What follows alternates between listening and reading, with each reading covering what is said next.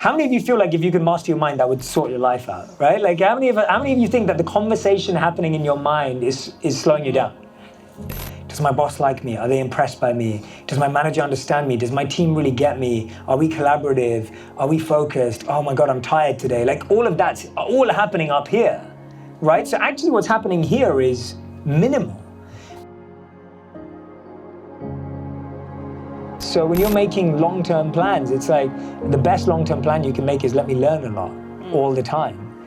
Because if you're doing that, then you'll never be thrown off. But if we go, this is how it's gonna be, I'm gonna do this is how it's gonna work, then you start limiting yourself and making your life harder. So I would say, don't worry about that big, elusive, intangible purpose. Find your little micro purpose, get working on it, and let it teach you more, and let it teach you more. And guess what? Purpose is always evolving. It's changing, right? It's not something that you figure out and then that's it. There's nothing in life that you figure out and that's it, right? Don't wait for someone to spot your talents. Like, don't wait for someone to come and find you and discover you.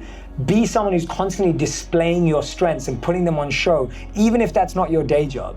Just constantly be doing that, because the more you do that, the more someone will spot you and the more you give someone an opportunity to do that.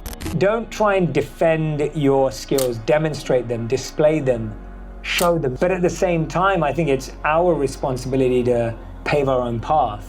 And it's our responsibility to take risks. It's our responsibility to experiment. We can't expect anyone to draw that path for us. And you've got to take responsibility for every decision in your life. And when you do, it builds your confidence because you chose to do that. And when you chose to do something, you start valuing your opinion rather than always looking for someone to make the right decisions for you.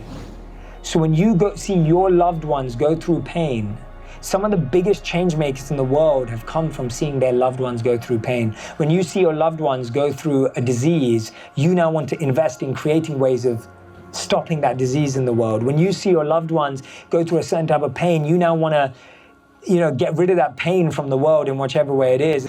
And so all of us can use pain as a way of actually giving people what maybe we didn't have. And so pain is a beautiful point of which service and an opportunity to serve can start from.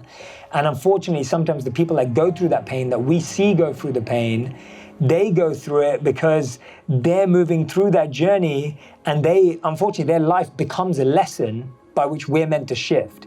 And actually, we don't do them justice if we don't shift. If we see that happen and we ignore it and we just let it go, then we've actually not done justice to the pain they had to go through. But when we use that as an opportunity to serve and make a difference, then we're almost giving back to that person by the work that we go on to do further.